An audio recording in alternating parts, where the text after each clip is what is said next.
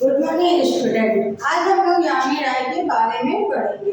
यामी राय जो कि भारतीय लोक कला के प्रसिद्ध कलाकार रहे हैं और ये जो कलाकार थे वो भारतीय लोक कला के बहुत ही करीबी कलाकार कहे जा सकते हैं। इन्होंने जो काली घाट के चित्रों पर कार्य किया हुआ था यामी राय ने। तो सबसे पहले हम इनका पूरा नाम जान लेते हैं। इनका पूरा नाम है यामी रंजन राय। इनका पूरा नाम है यामी रंजन राय। इनका जन्म जो हुआ था वो 1887 में पश्चिम बंगाल के बांकुड़ा जिले में हुआ था। बांकुड़ा जिले में हुआ था। और इनकी जो चित्रकला जो थी, जहाँ इन्होंने विविध धर्मों से और आदिवासी संस्कृति, स्थानीय लोक विश्वासों से जुड़ा हुआ इनका कार्य रहा है। इनकी जो प्रारंभिक जो रुचि रही है, जो शिक्षा रही है, वो गवर्नमेंट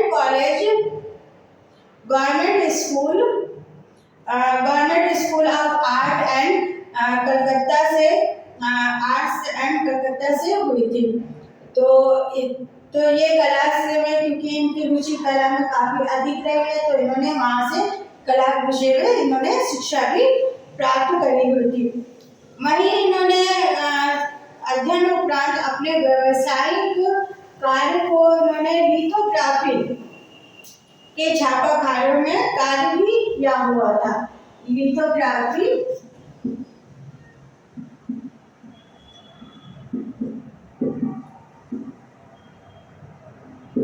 छापाखानों में कार्य भी किया था। जब ये पढ़ाई करते थे उसके बाद इन्होंने यहाँ पर कार्य भी किया हुआ था।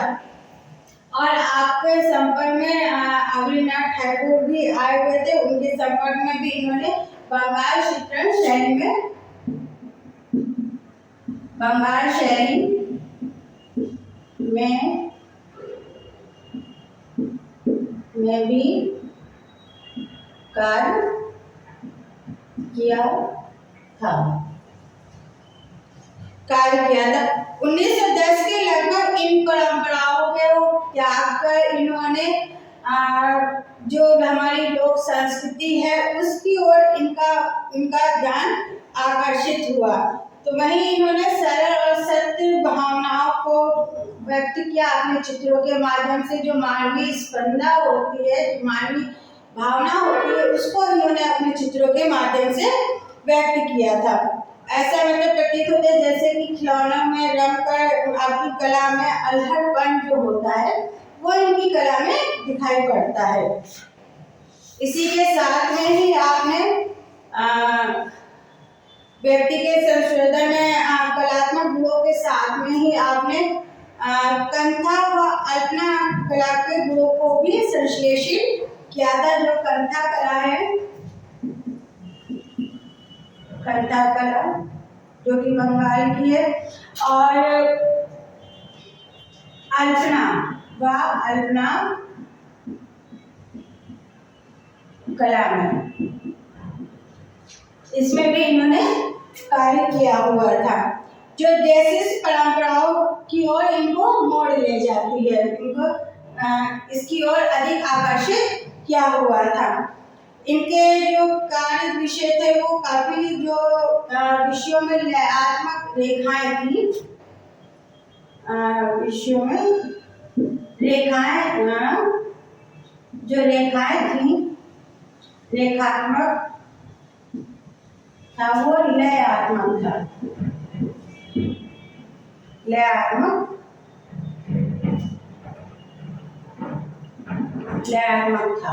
रेखांकन इनका जो था वो लयात्मक था और रेखाओं में विशुद्ध चटकीले रंगों व मोटे पारदर्शी रंगों का इन्होंने प्रयोग किया हुआ था।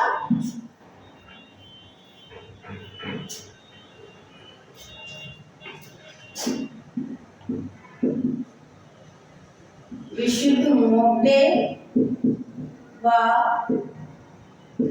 अपारदर्शी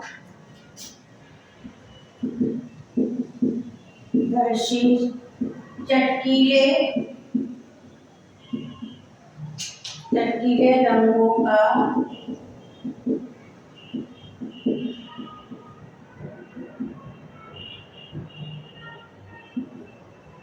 प्रयोग किया था। तो इनके जो चित्र थे वो अपारदर्शी थे, विशुद्ध रेखांकन में इनका कार्य था, जो कि चटकीले रंगों का मतलब प्रयोग किया हुआ था, जो कि मोटे होते थे कलम में, मतलब हल्का कलर नहीं लगाते थे, वो मोटे टेम्परा माध्यम में आप कह सकते हैं इस तरह की टेक्निक में ये प्रयोग करते थे। वहीं इन्होंने अलंकृत हंसियों का भी प्रयोग किया हुआ था।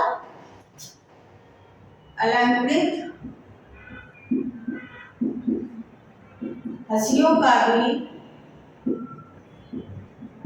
प्रयोग किया था। तो ये तो इनकी कार्य पद्धति थी कि इस तरह से ये कार्य करते थे। और ये आत्म रेखाओं का इन्होंने काफी सुंदरता से प्रयोग किया हुआ है अपने चित्रों में। इनकी जो चित्र थे, जो प्रदर्शनियां हुई थी, वो कोलकाता, लंदन, न्यूयॉर्क में भी आयोजित की गई थी। और इसके साथ ही 1939 से 1947 में Mayo college of art, forum Christian college, city school of fine arts में भी इनके चित्रों की काफी सेवा प्रदान की गई थी। और इन्होंने क्या कहते हैं, इनको भारत सरकार के द्वारा 1955 में भारत सरकार द्वारा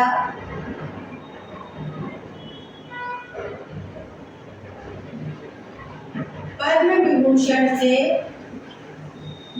सम्मानित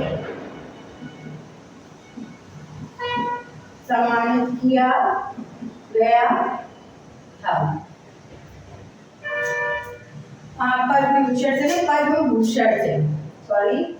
पद्म भूषण से इन्हें सम्मानित किया गया था 1955 में। और इसी के साथ में इनकी जो और भी कई तरह की प्रदर्शनियां लगाई गई थी, जैसे कि नई दिल्ली में इंडियन म्यूजियम में, कोलकाता चित्रकूट आर्ट में भी इनकी कला प्रदर्शनियां लगाई गई थी। 1972 में आपकी मृत्यु हो गई थी। तो ये तो अभी हम लोगों ने यानी राय के बारे में अभी हम लोगों ने उनके शॉर्ट में पढ़ा हुआ है। इसके बाद हम लोग पढ़ेंगे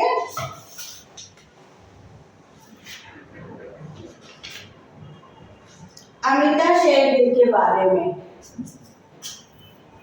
अमृता शेरगिल भी काफी प्रसिद्ध भारतीय कलाकार, भारतीय पश्चिमी कलाकार रही है, क्योंकि इनका जन्म जो हुआ था वो हंगरी में हुआ था।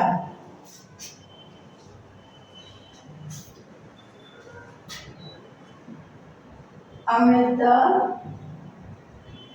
शेरगिल ये भी भारतीय और पश्चिमी कलाकार कही जाती है। इनका जन्म जो हुआ था 1913 में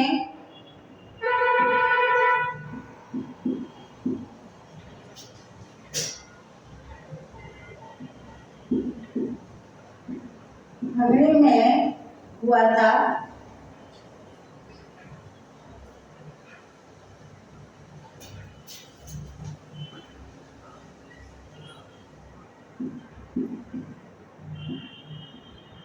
हंगरी में हुआ था, जो कि बुडापेस्ट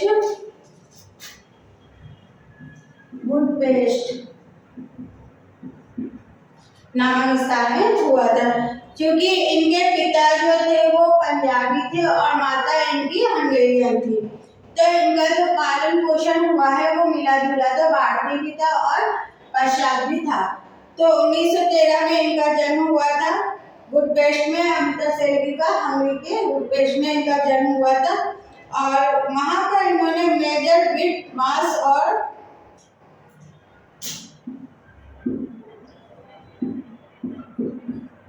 विथ मास और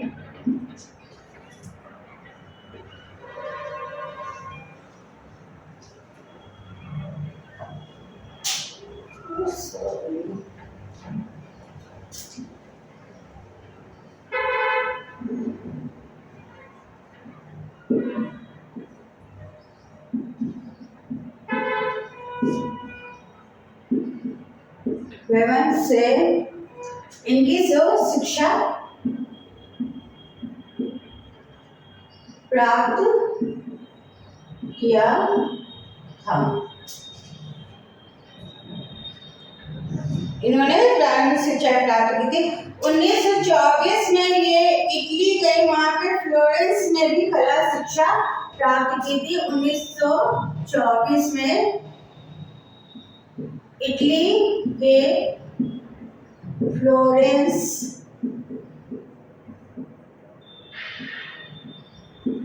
में भी कला शिक्षा उन्होंने प्राप्त किया था। इनका जो भारतीय प्रवासी रहा है वो 1924 से 1929 में 1924 से 1929 में ये भारत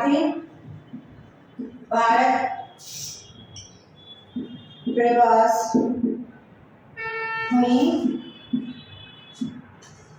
और यहाँ आगे इन्होंने भारतीय जनजीवन की चित्रकारी की। इनके चित्रों में जो मुख्यता रही है वो उदासीनता, उदासी भरे उदास चित्र थे और बेचैन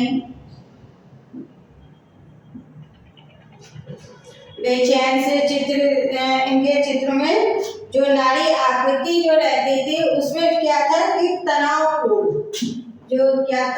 तनाव से भरा हुआ रहता था और जो आकृतियां थी वो उदास,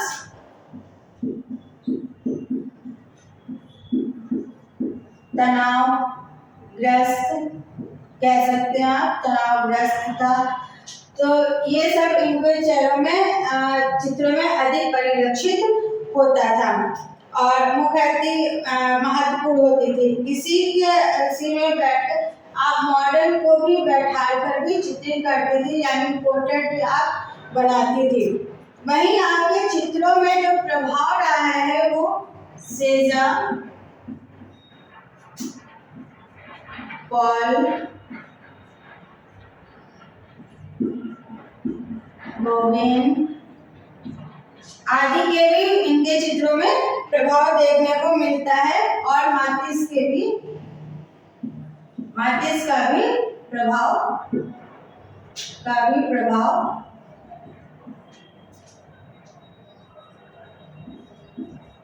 रहा है। आपके चित्रों में इन तीनों कलाकारों का भी प्रभाव देखने को मिलता है। और इसके साथ ही कह सकते हैं कि इनके चित्रों में जो अधिकतर जो चित्र रहे उनमें नारी का चित्रण अधिक रहा है। नारी के जो मन में भाव होते थे, जो उदासी के भाव, जो तनावपूर्ण रहता था, वो इनके चित्रों में अधिक परिलक्षित होता था। आपने पूर्व और पश्चिम दोनों का संस्कार और आनुवंशिक गुण पाए जाते थे। तो कह सकते हैं जो इनके जो चित्र थे वो इसी प्रकार के थे। वहीं इनके जो चित्र रहे उसमें जो ग्रामीण पुरुष और स्त्रियां होती थी, परिवार जैसे कि नारी का श्रृंगार होता था, इन सब चित्रों का अधिक इन्होंने चित्रित किया हुआ है। तो आज इनका काफी कम उम्र में ही इनकी मृत्यु भी हो गई थी।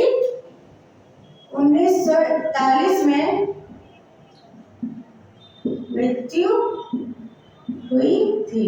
तो काफी कम उम्र में ही इनकी कला यात्रा कह सकते वो खत्म हो गई थी और लेकिन इतने कम समय में ही अपना नाम इन्होंने काफी कला इतिहास में बहुत उजागर किया हुआ था।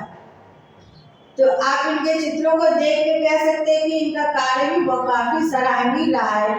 तो आज हम लोगों ने दो कलाकारों के जो भारतीय कलाकार हैं उनके बारे में पढ़ा हुआ है। इसी क्रम को हम आगे की वीडियो में जारी रखेंगे। Thank you.